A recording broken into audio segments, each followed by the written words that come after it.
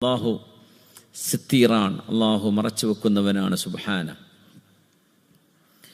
റസൂലുള്ളാഹി സ്വല്ലല്ലാഹു അലൈഹി വസല്ലം പറയുമായിരുന്നു, ഇന്നി അക്റഹുൽ മർഅ തഖ്റുജു മിൻ ബൈതിഹാ തശ്തകി അലാ സൗജിഹാ. ഇന്നി അക്റഹുൽ മർഅ, ഒരു പെണ്ണിനെ എനിക്ക് വെറുപ്പാണ്. നബി ഞങ്ങൾ ഇഷ്ടപ്പെടാത്ത ഇത്തരം പെണ്ണുങ്ങളിൽ നമ്മൾ പെണ്ണുങ്ങളാരും പെട്ടുപോകാൻ പാടില്ലേ. ഇന്നി അക്റഹുൽ മർഅ. ഖുർആൻ ക്ലാസ്സിനൊക്കെ വരിക എന്ന് പറഞ്ഞാൽ നമ്മുടെ ജീവിതത്തിൽ മാറ്റങ്ങൾ ഉണ്ടാണ്. ഇന്നലെ ഒരാളെനിക്ക് വിളിച്ചു പറഞ്ഞു, ഉസ്താദേ അസ്മാഉൽ ഹുസ്നൻ്റെ ക്ലാസ് ഇങ്ങനെ വളരെ ഉപകാരപ്പെടുന്നുണ്ട്, നാട്ടിലൊന്നും അങ്ങനെയൊന്നും ക്ലാസ് എടുക്കുന്നില്ലല്ലോ ഉസ്താദ്മാരൊന്നും, അസ്മാഉൽ ഹുസ്നൊന്നും ആരും ക്ലാസ് എടുക്കാറില്ലല്ലോ എന്നൊക്കെ ഞാൻ പറഞ്ഞത് പെട്ടെന്ന് നിർത്തണം എന്നപ്പോൾ നമ്മുടെ അഡ്മിൻസൊക്കെ പറയണത് പറഞ്ഞു. അപ്പോൾ ഒരു വേലായിട്ട് പറഞ്ഞു ഉസ്താദേ, വേലിൻ്റെ ശൈലി അത് വേറെയാ, ക്ലാസ്സിൻ്റെ ശൈലി ഒന്ന് വേറെയാ. ആ ക്ലാസ്സിനിരിക്കുന്നത് ക്ലാസ് കേൾക്കാനാണ്. ആ ക്ലാസ്സിൽ ഇരുന്ന് പറയുന്നതും അവിടെ ചർച്ച ചെയ്യുന്നതും വേലായി പറയുമ്പോൾ രസം കിട്ടൂല. അത് പിന്നെ പുറത്ത് വേറെ വേല പരിപാടി വേറെ വെക്കാം, ക്ലാസ്സായിട്ട് തന്നെ പോയിക്കോട്ടെ, അങ്ങനെയാ വേണ്ടത് എന്ന് പറഞ്ഞു. അതിന് ശരി തന്നെയല്ലേ അത്?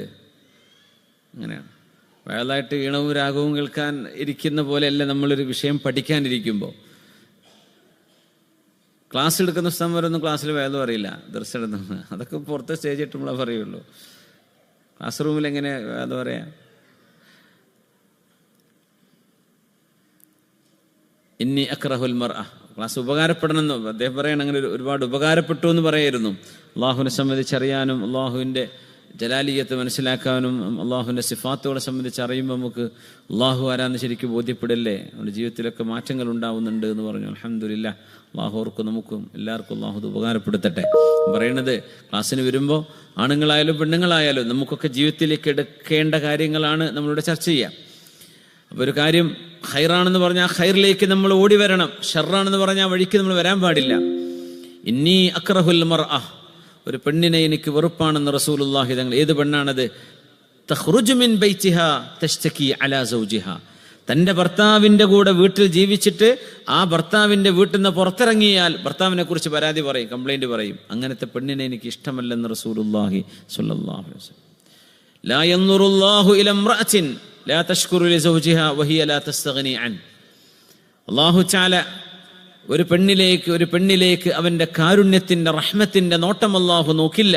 ഇങ്ങനത്തെ പെണ്ണ് ലാ തശ്കുറു ലിസൗജിഹാ, തൻ്റെ ഭർത്താവിനോട് നന്ദി പറയാത്ത പെണ്ണ്. ഭർത്താവിനോട് ഉപകാരം ചെയ്ത് നന്നായിട്ടോ, എനിക്കത് വലിയ റാഹത്തായി, എനിക്ക് ഇഷ്ടമായി, നിങ്ങൾക്ക് നന്ദിയുണ്ട് കേട്ടോ, അള്ളാഹു കൂലി തരട്ടെ എന്ന് ഉപകാരങ്ങൾക്ക് നന്ദി പറയാത്ത പെണ്ണ്. വഹിയ ലാ തസ്തഗ്നി അൻ, അവൾ ജീവിക്കുന്ന അവൻ്റെ കൂടെയാണ്. ആ ഭർത്താവില്ലാതെ അവർക്ക് ജീവിക്കാൻ പറ്റൂല. അങ്ങനത്തെ പെണ്ണ്. നമ്മുടെ നാട്ടിലെ പെൺകുട്ടികളുടെ കാര്യം നമ്മൾ ആലോചിച്ച് നോക്കിയാൽ ഒരു തരത്തിൽ വല്ലാത്തൊരവസ്ഥയാണ്. കല്യാണം കഴിഞ്ഞാൽ പിന്നെ വീട്ടിൽ നിന്ന് കല്യാണം കഴിച്ച് പുറത്തു പോകും, പിന്നെ വീട്ടിൽ നിന്ന് പുറത്താണ്. ഭർത്താവിൻ്റെ വീട്ടിൽ ചെന്നാൽ അവിടെ പെങ്ങന്മാരും വേറെ സിബ്ലിങ്സൊക്കെ ഉണ്ടെങ്കിൽ അവരെ സംബന്ധിച്ചോ അത് കയറി വന്ന പെണ്ണ, അങ്ങോട്ട് വലിഞ്ഞു കയറി വന്നതാന്ന് അവർ പറയാം. അങ്ങനെ പറയാൻ പാടില്ലേ.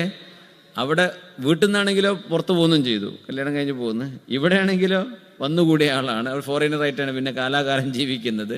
സുബ്ഹാന ജല്ല ജലാലു. വഹിയലാത്ത കല്യാണം കഴിഞ്ഞാൽ പിന്നെ അവിടെ ആശ്രയം ആരാ? ഭർത്താവാണ്.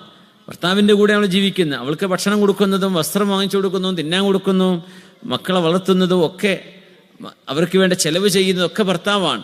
എന്നിട്ട് ഭർത്താവിനെ സംബന്ധിച്ച് പരാതി പറയാം. ഉള്ള വിഷയം തന്നെ പരാതി പറയാന്ന് പറഞ്ഞാൽ, ഇല്ലാത്തത് പറഞ്ഞാൽ കളവ്, പച്ചക്കളവ്, നുണ പറഞ്ഞുണ്ടാക്കുക എന്നല്ലേ. ഉള്ള വിഷയങ്ങൾ തന്നെ പരാതി പറയാൻ പാടില്ല തൻ്റെ ഭർത്താവിനെ കുറിച്ച്. എത്ര നല്ല ഡിസിപ്ലിനാണ് ഇതൊക്കെ. നമ്മുടെ ശറ പറയാൻ നോക്കൂ. ഈ ഒരു ഡിസിപ്ലിൻ ഇല്ലെങ്കിൽ കുടുംബജീവിതം ഉണ്ടാവില്ല, വലിയ പ്രയാസമായിരിക്കും. ഭർത്താക്കന്മാരും അങ്ങനെ ചെയ്യേണ്ട ഭാര്യമാരോട്. അവർക്ക് പല വിഷയ കഥ പറയാനുണ്ടാവും, ഒരുപാട് പരാതികൾ പറയാനുണ്ടാവും. സാരല്ലടി, ഇത് ഉമ്മയല്ലേ ഉപ്പയല്ലേ, നീ കണ്ടില്ല കേട്ടില്ല എന്നങ്ങ് വിചാരിച്ചേക്ക്.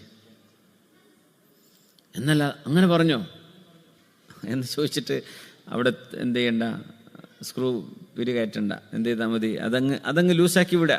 സാരില്ല, വിഷയാക്കണ്ട. ഞാൻ അങ്ങനെയൊന്നും എൻ്റെ മനസ്സിലെടുത്തിട്ടില്ല, ഞാനല്ലേ നിൻ്റെ ഭർത്താവ്, എൻ്റെ മനസ്സിൽ അങ്ങനെയൊന്നുമില്ല, പിന്നെ എന്തിനാ നീ പേടിക്കുന്നത്? അതങ്ങ് വിട്ടേക്ക്. ഇത്ര പറഞ്ഞാൽ തീരാവുന്ന വിഷയമുള്ളൂ.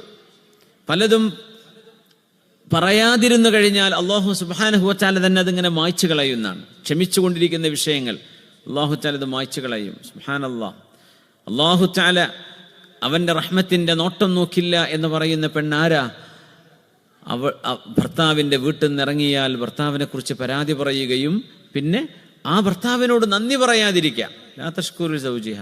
അപ്പോൾ നമ്മൾ ഗൾഫിലൊക്കെ ആകുമ്പം പ്രത്യേകിച്ച് പല വിഷയങ്ങളുണ്ടാവും.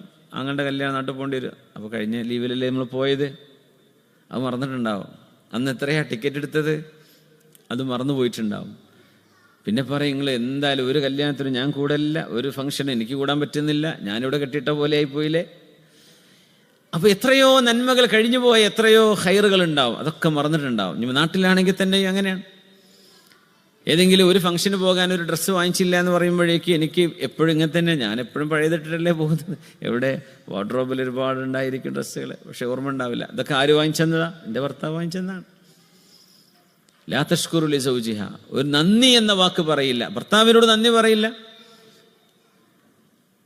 ചിലർ അത് എൻ്റെ അവകാശമാണെന്ന് വിചാരിക്കുന്ന പെണ്ണുങ്ങളുണ്ട്. ഭർത്താവ് ഉപകാരങ്ങൾ ചെയ്ത് അതെൻ്റെ അവകാശമാണ്.